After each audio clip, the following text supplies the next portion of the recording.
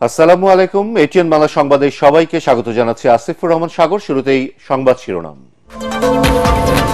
অভ্যন্তরীণ বিষয়ে নাক না গলাতে ভারতকে স্পষ্ট বার্তা বাংলাদেশে। পারস্পরিক সহযোগিতার মাধ্যমে ইতিবাচক ও গঠনমূলক সম্পর্ক গড়তে চায় দিল্লি, ব্রিফিংয়ে দুদেশের পররাষ্ট্র সচিব। যৌক্তিক সংস্কার শেষে জাতীয় নির্বাচন অনুষ্ঠিত হবে, EU রাষ্ট্রদূতদের জানালেন প্রধান উপদেষ্টা। ভিসা সেন্টার দিল্লি থেকে সরিয়ে অন্য কোনো দেশে স্থানান্তরের অনুরোধ। নির্বাচন কেন্দ্রিক সংস্কারে 17 দফা প্রস্তাবনা বিএনপির, আরপিও সংশোধন, ভোটার তালিকা হালনাগাদ এবং সংসদীয় এলাকার সীমানা পুনর্নির্ধারণের সুপারিশ। দুর্নীতি দমন কমিশন ও বিচার বিভাগ আওয়ামী লীগের দাসে পরিণত হয়েছিল, মন্তব্য আইন উপদেষ্টার। দুদককে আমলাতন্ত্র ও রাজনৈতিক প্রভাবমুক্ত করার পরামর্শ টিআইবি। এবং ছাত্র জনতার আন্দোলনে নিহতের ঘটনায় মামলা নিয়ে বাণিজ্য হচ্ছে, জানালেন ডিএমপি কমিশনার। আসামিকে গ্রেফতারে ভয় দেখিয়ে চাঁদাবাজি করলে ব্যবস্থা। শুনছিলেন সংবাদ শিরোনাম, এবার বিস্তারিত। বাংলাদেশের অভ্যন্তরীণ বিষয়ে নাক না গলাতে ভারতকে স্পষ্ট বার্তা দেওয়া হয়েছে বলে জানিয়েছেন পররাষ্ট্র সচিব জসিম উদ্দিন। পররাষ্ট্র মন্ত্রণালয়ের ব্রিফিংয়ে তিনি বলেন, বাংলাদেশ নিয়ে ভারতের গণমাধ্যমে অপপ্রচার ও দিল্লিতে বসে শেখ হাসিনার উস্কানিমূলক বক্তব্য ঢাকা ভালোভাবে নিচ্ছে না বলেও তাঁকে জানানো হয়েছে। এ সময় সংখ্যালঘু নির্যাতন ও ধর্মীয় উপাসনালয়ে হামলার ঘটনায় উদ্বেগ থাকলেও ঢাকার সাথে পারস্পরিক সহযোগিতাপূর্ণ, ইতিবাচক এবং গঠনমূলক সম্পর্ক দিল্লি গড়তে চায় বলে জানান ভারতের পররাষ্ট্র সচিব বিক্রম মিশ্রি। ইমদাদুল্লাহ বাবুর রিপোর্ট। পররাষ্ট্র সচিব পর্যায়ের বৈঠকে অংশ নিতে একদিনের সংক্ষিপ্ত সফরে ঢাকায় আসেন ভারতের পররাষ্ট্র সচিব বিক্রম মিশ্রি। সোমবার রাষ্ট্রীয় অতিথি ভবন পদ্মায় পররাষ্ট্র সচিব জসিম উদ্দিনের সাথে 9 সদস্যের একটি প্রতিনিধি দল নিয়ে বৈঠকে মিলিত হন তিনি। প্রায় 2.5 ঘণ্টা চলে দুই দেশের পররাষ্ট্র সচিবদের বৈঠক, যেখানে স্থান পায় প্রতিবেশী দেশের সাথে সম্পর্কের চলমান উত্তেজনা, সংখ্যালঘুদের নিরাপত্তা, ব্যবসা বাণিজ্য, বিদ্যুৎ ও জ্বালানি, সীমান্ত হত্যা বন্ধ, অভিন্ন নদীর পানি বন্টন এবং ভিসা সহজীকরণ সহ নানা ইস্যু।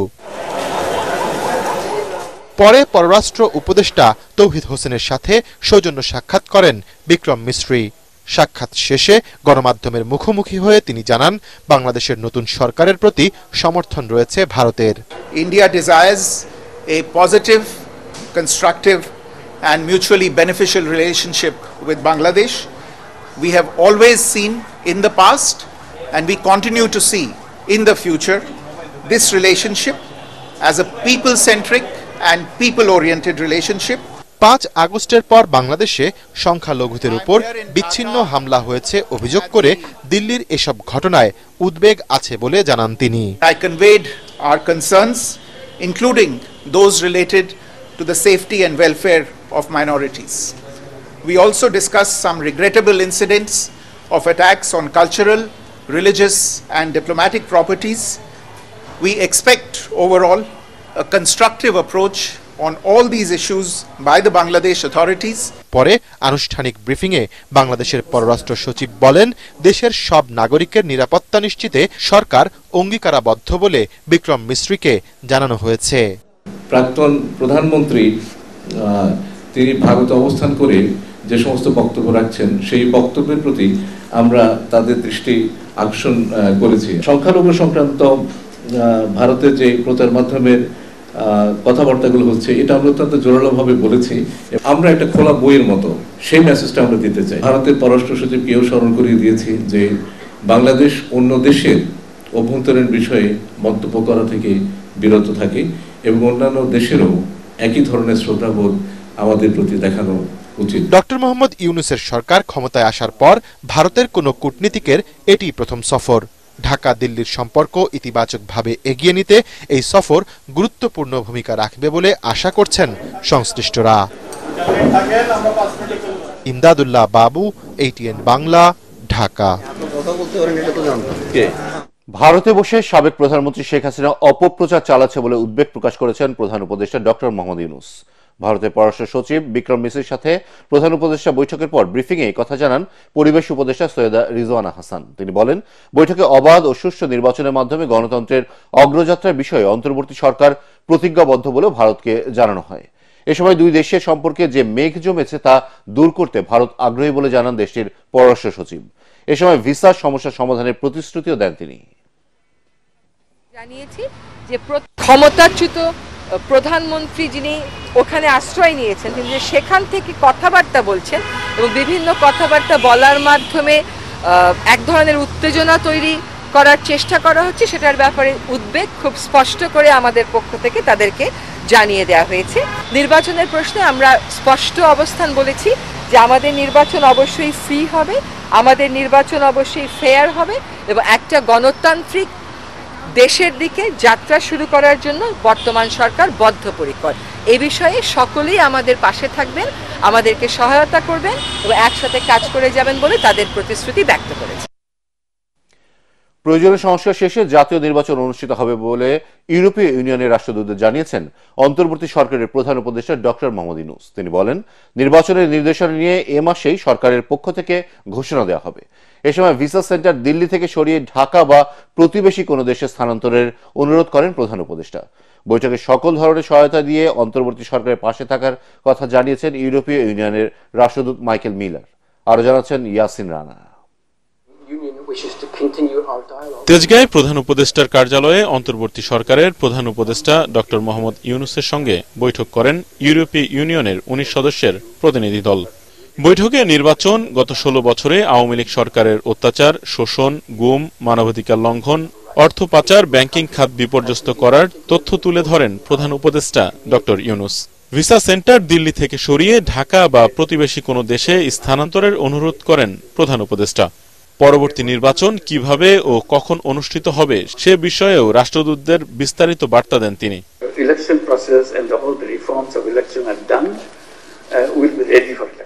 রাষ্ট্র সংস্কারের কাজ সম্পন্ন করার পর আমরা দ্রুতই নির্বাচন আয়োজন করব। কিভাবে কোন পদ্ধতিতে নির্বাচন অনুষ্ঠিত হবে তার নির্দেশনা নিয়ে চলতি মাসেই ঘোষণা দেওয়া হবে। দেশের বেশিরভাগ জনগণ চায় সংস্কারের পর নির্বাচন আয়োজন হোক।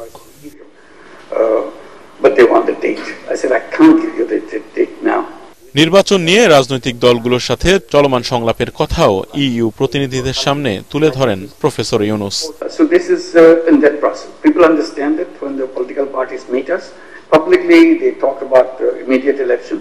নির্বাচন সহ রাষ্ট্র সংস্কারের সকল ইস্যুতে দেশের সব রাজনৈতিক দলগুলোর সাথে আমরা আলোচনা করছি। নির্বাচন আয়োজনে দেরি হলে বিভিন্ন সমস্যার সৃষ্টি হবে, তবে সংস্কার শেষ করেই নির্বাচন করতে হবে, কারণ নির্বাচনী ব্যবস্থা ভেঙে পড়েছে। বাংলাদেশে নিযুক্ত ইউরোপীয় ইউনিয়নের head of delegation Michael Miller বলেন, রাষ্ট্র সংস্কার প্রক্রিয়ায় পূর্ণ সমর্থন করবে ইইউ।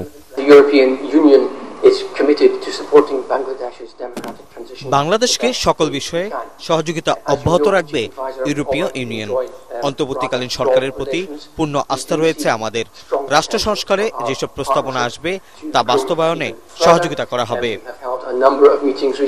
বৈঠকে শ্রম অধিকার, বাণিজ্য সুবিধা, জলবায়ু, ইন্টারন্যাশনাল ক্রাইম ট্রাইব্যুনাল ও রোহিঙ্গা প্রত্যাবাসন নিয়ে আলোচনা করেন ইইউ প্রতিনিধিরা। ইইউ সব সদস্য রাষ্ট্রের রাষ্ট্রদূতদের নিয়ে সরকার প্রধানের এমন আলোচনার উদ্যোগ এবারই প্রথম।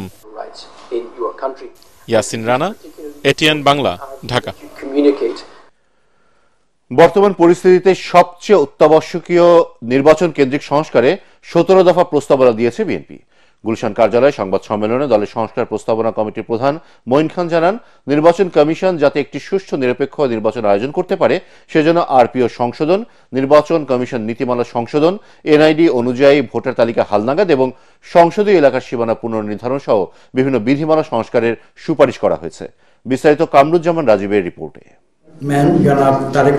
দলীয় চেয়ারপারসনের গুলশান কার্যালয়ে বিএনপির পক্ষ থেকে নির্বাচন কেন্দ্রিক সংস্কার প্রস্তাব তুলে ধরতে সংবাদ সম্মেলন করে দলটির নির্বাচনী সংস্কার কমিটি। কমিটির প্রধান ও স্থায়ী কমিটির সদস্য মঈন খান 17 দফা প্রস্তাবনার মূল বিষয়গুলো তুলে ধরেন। তিনি অভিযোগ করেন, স্বৈরাচারী সরকার নিজেদের স্বার্থ হাসিলের জন্য নির্বাচন কমিশন ও প্রশাসনকে যথেচ্ছা ব্যবহার করেছে। আওয়ামী লীগ সরকার নিজেদের সুবিধা মতো নির্বাচনী এলাকার সীমানা নির্ধারণ করেছে। এসব পরিবর্তনে আরপিও সংশোধন সহ বেশ কিছু সুপারিশ করা হয়েছে বিএনপির সংস্কার প্রস্তাবে। প্রশাসনের মাধ্যমে নির্বাচনকে কুক্ষিগত করতে পারে সেইটা সামনে রেখে তারা কিন্তু অনেক কিছু পরিবর্তন করেছে। আজকে আমাদের বক্তব্য কিন্তু স্পষ্ট, সরকারি কর্মকর্তা কর্মচারীদের তারা যে রাজনৈতিক ভূমিকা পালন যাতে না করতে পারে, একটা সুষ্ঠু নিরপেক্ষ নির্বাচন হতে হবে। বাংলাদেশের ভোটার তারা যাকে ভোট দেবে, যারা মেজরিটি হবে তারা জনগণের প্রতিনিধি হিসেবে সরকার গঠন করবে। এখানে আমি ম্যানিপুলেট করতে যাবো কেন? সেটাই করা হয়েছিল বিগত স্বৈরাচারী সরকারের সময়, আমরা সেগুলো সংশোধন চেয়েছি। সংস্কার কমিটির অপর দুই সদস্য সালাউদ্দিন আহমেদ ও নজরুল ইসলাম খান সাংবাদিকদের প্রশ্নের জবাবে জানান, সদিচ্ছা থাকলে সবকিছু গুছিয়ে জাতীয় নির্বাচন আয়োজনে অন্তর্বর্তী সরকারের বেশি সময় লাগার কথা না। এখন আপনি এই সংস্কার প্রস্তাবে যদি আপনি এমন নতুন কিছু নিয়ে আসেন যেগুলো মানুষের বুঝে উঠতে সময় লাগবে বা বোঝাইতে সময় লাগবে, তাহলে ভিন্ন কথা। আমরা যেসব প্রস্তাব দিয়েছি সেগুলোর প্রস্তাব মেনে নির্বাচন অনুষ্ঠানে খুব বেশি বিলম্ব হবে। রোগ হচ্ছে কেয়ারটেকার সরকার না থাকাটা। কেয়ারটেকার সরকার পুনর্বহাল হলে এই সমস্ত উপসর্গ আর থাকবে না। ফেয়ার ডিলিমিটেশন, সাংবিধানিক সাপোর্ট, লিগ্যাল সাপোর্ট এবং ডিলিমিটেশন প্রপার আর কেয়ারটেকার ইন প্লেস, এগুলো যদি হয় সুষ্ঠু নির্বাচন হতে বাধ্য। অতীতে নানা অপকর্মের সাথে জড়িতদের নির্বাচনী প্রক্রিয়ার বাইরে রাখার সুপারিশ করা হয় বিএনপির প্রস্তাবনায়। কামরুজ্জামান রাজীব, এটিএন বাংলা, ঢাকা। বৈষম্য বিরোধী আন্দোলনে অংশগ্রহণকারীদের কেউ কেউ বৈষম্য টিকিয়ে রাখার পক্ষে যুক্তি দেখালেও তা ভবিষ্যতে ভালো ফলাফল বয়ে আনবে না বলে জানিয়েছেন সিপিডির সম্মানীয় ফেলো ডক্টর দেবপ্রিয় ভট্টাচার্য। অন্যদিকে যারা এখন সংস্কারের বিপক্ষে তাদের প্রতিহত করার আহ্বান জানান টিআইবির নির্বাহী পরিচালক ডক্টর ইফতেখারুজ্জামান। তিনি বলেন, সংস্কারের সুযোগ বারবার আসবে না, তাই এখনই সে সুযোগকে কাজে লাগাতে হবে। রাজধানীতে 2 দিনব্যাপী নাগরিক সংলাপের সমাপনী অনুষ্ঠানে এসব কথা বলেন তারা। বিস্তারিত মিজান শাহজাহানের রিপোর্টে। চীন মৈত্রী সম্মেলন কেন্দ্রে এই সংলাপের আয়োজন করে এসডিজি বাস্তবায়নে নাগরিক প্ল্যাটফর্ম বাংলাদেশ। এ সময় সিপিডির সম্মানীয় ফেলো ডক্টর মোস্তাফিজুর রহমান বলেন, হাল ছেড়ে দিলে চলবে না, সংস্কারের এমন সুযোগ বারবার আসবে না। একটা পরিবর্তন তো বড় হয়েছে 5ই আগস্ট, এবং একটা সুযোগ কিন্তু সৃষ্টি হয়েছে, একটা সুযোগের জানালা সৃষ্টি হয়েছে। সংলাপের সঞ্চালক শ্বেতপত্র প্রণয়ন কমিটির প্রধান ডক্টর দেবপ্রিয় ভট্টাচার্য বলেন, যুক্তি দিয়ে বৈষম্য টিকিয়ে রাখার পরিণাম কখনোই ভালো ফলাফল বয়ে আনবে না।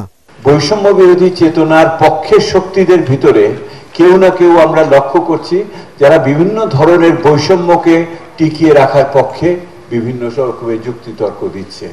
বৈষম্য বিরোধী চেতনার মূল যে তাৎপর্য তাকে কিন্তু তারা ক্ষুণ্ণ করছে, যারা বাধ্যত অনেক সময় বৈষম্য বিরোধীর কথা বলেই কিন্তু আজকে এই পরিবর্তনের অংশ হিসেবেই আছে।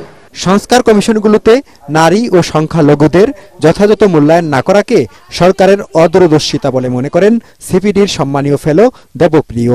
এই গঠনটা সঠিক হয় নাই এইটা আমরা মনে করি, কারণ এখানে প্রতিনিধিত্ব ঠিক মতো হয় নাই এবং এটা সমস্ত কমিশনের ভিতরে। তা স্বীকার করেন দুর্নীতি দমন কমিশন ও নির্বাচন সংস্কার কমিশনের প্রধানরা। আমি অন্তত জানতাম না যে আমার কমিশনে আর কে কে থাকবেন। যে সিদ্ধান্ত এই কমিশন গঠনের সাথে ছিল এবং এখতিয়ারটাও শুধুমাত্র একটা বাক্যে বলা হয়েছে, দুর্নীতি দমন কমিশনকে স্বাধীন নিরপেক্ষ কার্যকর করার জন্য কি করণীয় সেই সুপারিশ পালন করে, এর বাইরে আর কিছু আমরা জানি না। বড় চ্যালেঞ্জ হলো মনোনয়ন বাণিজ্য। 1700 কোটি টাকা যে লেনদেন হয়, এটা কিভাবে আমরা করি, এটা কিভাবে নিয়ন্ত্রণ করব, এবং এটা যদি নিয়ন্ত্রণ করতে হয় তাহলে আমাদের রাজনীতিবিদদেরই এই দায়িত্ব নিতে হবে। রাষ্ট্রবিজ্ঞানী অধ্যাপক ডক্টর রৌনক জাহানের সভাপতিত্বে সংলাপে বক্তারা বলেন, সরকার, আমলা ও রাজনীতিবিদদের মানসিকতার বদল না ঘটলে কোনো সংস্কারই আলোর মুখ দেখবে না। মিজান শাহজাহান, এটিএন বাংলা, ঢাকা। দুদক ও বিচার বিভাগ আওয়ামী লীগের দাসে পরিণত হয়েছিল বলে মন্তব্য করেছেন আইন উপদেষ্টা ডক্টর আসিফ নজরুল। রাজধানীর ইনস্টিটিউশন অব ডিপ্লোমা ইঞ্জিনিয়ার্স মিলনায়তনে আলোচনা সভায় তিনি এই কথা বলেন। টিআইবির নির্বাহী পরিচালক ডক্টর ইফতেখারুজ্জামান দুদককে আমলাতন্ত্র, দুর্নীতি ও রাজনৈতিক প্রভাবমুক্ত করার পরামর্শ দেন। বিস্তারিত জানাচ্ছেন রাসনা দাস। আন্তর্জাতিক দুর্নীতি বিরোধী দিবস উপলক্ষে ট্রান্সপারেন্সি ইন্টারন্যাশনাল বাংলাদেশ টিআইবি আয়োজিত আলোচনা সভায় অংশ নেন আইন উপদেষ্টা ডক্টর আসিফ নজরুল। এ সময় তিনি বলেন, ফ্যাসিস্ট আওয়ামী লীগ সরকারের সময় দুদক ও উচ্চ আদালতের মতো প্রতিষ্ঠান থাকা সত্ত্বেও দেশের মানুষ ন্যায় বিচার পায়নি। এমনকি প্রক্রিয়াগত ভুলের কারণে 3 বারের সাবেক প্রধানমন্ত্রী বেগম খালেদা জিয়াকেও 10 বছরের জেল দিয়েছিল আদালত।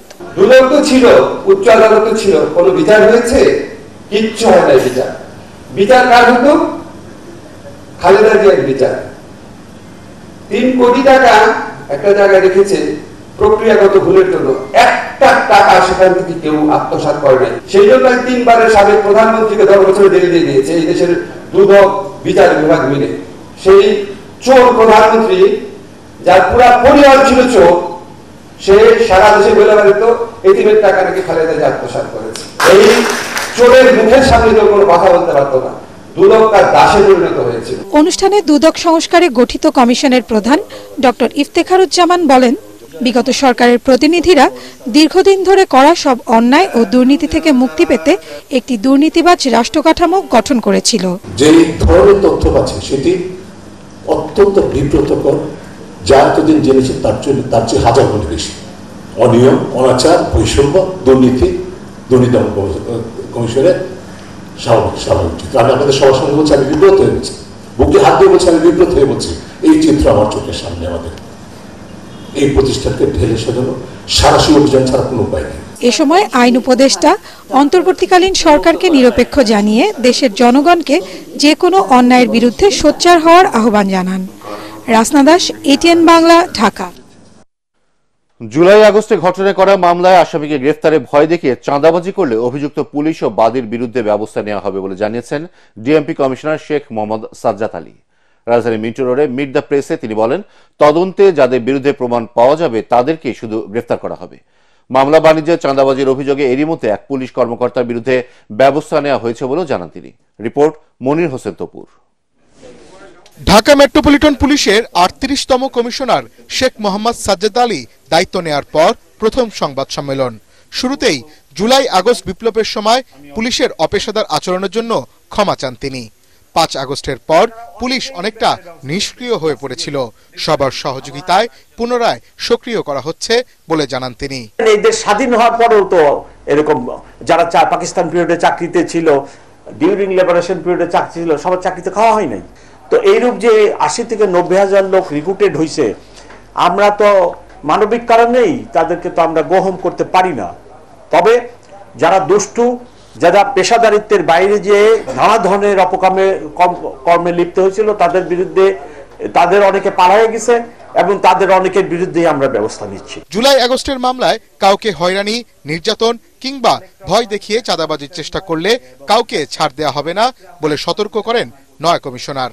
দেখা যাচ্ছে যে এই লোকগুলা এই ঘটনায় জড়িত ছিল না, তাদের ভিতরে হয়তো গুটি কয়েক লোক, ইনভেস্টিগেশন ছাড়া সঠিকভাবে বলাও যাবে না, গুটি কয়েক লোক জড়িত ছিল। এখন বাস্তবে যেটা ঘটছে সেটা হলো যে ওই মামলার বাদী এই সকল আসামির কাছে যে টাকা চাচ্ছে। আমার কাছে রিপোর্ট আসতেছে আমার লোকেরাও তাদের থেকে নানা ধরনের বখরা আদায়ের চেষ্টা করতেছে। উভয়ের বিরুদ্ধে ব্যবস্থা, এবং আপনারা খবর নেন, একজনের বিরুদ্ধে অলরেডি আমি ব্যবস্থা নিছি। এদিকে সড়কে শৃঙ্খলা ফেরাতে অনিয়মকারীদের বিরুদ্ধে মামলার পরিমাণ দ্বিগুণ করা হয়েছে। বিগত সরকার অনুমতি দেয় মহানগরীতে অটোরিকশার পরিমাণ বেড়েছে বলে জানান ডিএমপি কমিশনার। মহান বিজয়ের মাসে গুরুত্বপূর্ণ 3টি দিবসকে কেন্দ্র করে নিরাপত্তা জোরদার করা হচ্ছে বলে জানান তিনি। মনির হোসেন তপু, এটিএন বাংলা, ঢাকা। ভারত পলাতক শেখ হাসিনাকে আশ্রয় দেয় যা দুদেশের সম্পর্কে নেতিবাচক প্রভাব ফেলছে বলে মন্তব্য করেছেন সমন্বয়ক হাসনাত আব্দুল্লাহ। বৈষম্য বিরোধী ছাত্র আন্দোলনের নেতৃবৃন্দের গাড়িতে হামলা ও ভাঙচুরের প্রতিবাদে আয়োজিত সংবাদ সম্মেলনে তিনি কথা বলেন। বাংলাদেশ থেকে শেখ হাসিনার উৎখাত হওয়াকে ভারতের সবচেয়ে বড় পরাজয় বলে উল্লেখ করেন তিনি। ছাত্র নাগরিক যাদেরকে প্রত্যাখ্যান করেছে, ভারত তাদেরকে শেল্টার দিচ্ছে। সুতরাং ভারতের অবস্থানটা আমাদের কাছে স্পষ্ট। বাংলাদেশ যাদের বিপক্ষে, ভারত তাদের পক্ষে।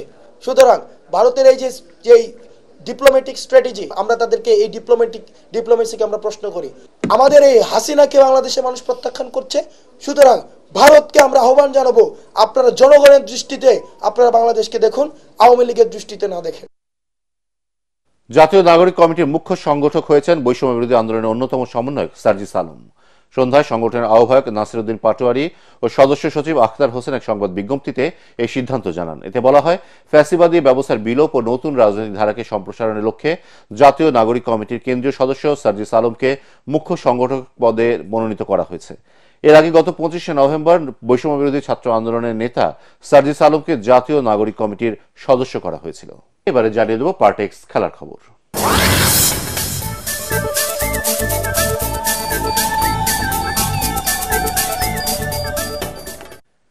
দেশে ফিরেছে যুব এশিয়া কাপ জয়ী বাংলাদেশ দল। সোমবার রাত 11টায় ঢাকার শাহজালাল আন্তর্জাতিক বিমানবন্দরে পা রাখেন এশিয়ার সেরা যুবারা। বিমানবন্দরে বাংলাদেশ দলকে ফুলেল শুভেচ্ছা জানায় বরণ করে নেয় বিসিবি। গত বছর সংযুক্ত আরব আমিরাতকে হারিয়ে প্রথমবারের মতো যুব এশিয়া কাপ জিতেছিল। এবার তারা ভারতকে হারিয়ে ব্যাক টু ব্যাক এশিয়া কাপের দ্বিতীয় শিরোপা জেতে। ভবিষ্যতে এই জয়ের ধারা অব্যাহত রাখার কথা জানান যুব অধিনায়ক আজিজুল হাকিম তামিম। সামনে আরো একটা এশিয়া কাপ এবং ওয়ার্ল্ড কাপ আছে, সেখানেও ইনশাল্লাহ ভালো কিছু করা, আমরা সেই আছি। এশিয়া কাপটা ধরে রাখাই আসলে মূল বিষয়, যে আমরা আগের ডিফেন্ডিং চ্যাম্পিয়ন্স এবং এবার রাখছি। আসলে ভালো ক্রিকেট খেলে আসলে সবাই কংগ্রেচুলেশন করে এবং তারা দেখছে এবং সাপোর্ট করছে সব দিক থেকে, কিন্তু আমরা আসলে ভালো ক্রিকেট দেওয়ার চেষ্টা করছি এবং ভালো খেলছি। ইস্পাহানি প্রথম আলো আন্তর বিশ্ববিদ্যালয় ফুটবল টুর্নামেন্টের ফাইনালে আমেরিকান ইন্টারন্যাশনাল ইউনিভার্সিটিকে হারিয়ে শিরোপা জিতেছে ড্যাফোডিল ইন্টারন্যাশনাল ইউনিভার্সিটি। সোমবার ঘরের মাঠে AIUB-কে 2-1 গোলের ব্যবধানে পরাজিত করে স্বাগতিকরা। প্রথমবারের মতো শিরোপা জিতে উৎসবের আমেজে ভাসে বিশ্ববিদ্যালয়টির ছাত্র, শিক্ষক, কর্মকর্তা, কর্মচারীরা। আরো জানাচ্ছেন মুশফিকুর রহমান। রেফারি খেলা শুরুর বাঁশি দেওয়ার সাথে সাথেই উত্তেজনা, আক্রমণ পাল্টা আক্রমণের মধ্য দিয়ে চলে ইস্পাহানির প্রথম আলো আন্তঃবিশ্ববিদ্যালয় ফুটবল টুর্নামেন্টের ফাইনাল ম্যাচ। খেলা শুরুর 14তম মিনিটে ডি বক্সের ভেতর থেকে পায়ের দুর্দান্ত এক শটে বল জালে জড়ান AIUB-র অধিনায়ক ফয়েজ আহমেদ, কিন্তু লিড বেশিক্ষণ ধরে রাখতে পারেননি তারা। 1 মিনিটের মধ্যে ডি বক্সের বাইরে থেকে চমৎকার এক কিক নিয়ে দলকে সমতায় ফেরান ড্যাফোডিলের অমিত হাসান। প্রথমার্ধে যোগ করা সময়ে মাহবুবুর রহমান জুয়েলের গোলে ব্যবধান বাড়ায় ড্যাফোডিল। 2-1 গোলে AIUB-কে হারিয়ে প্রথমবারের মতো একদল হেরেছে, তবে এমন উত্তেজনাপূর্ণ ম্যাচ দেখে অভিভূত দর্শক বললেন এ ধরনের আয়োজন আরো হওয়া উচিত। আন্তঃবিশ্ববিদ্যালয় এল ক্লাসিকো বললে ওটা ভুল হবে না। AIUB আমাদেরকে একটা দিয়ে দিল, 1 মিনিটের মধ্যে আবার DIU একটা শোধও করে দিল। আমার একদম গলা ফেটে গেছে, দেখতে পাচ্ছেন কি লেভেলের আমরা এক্সাইটেড।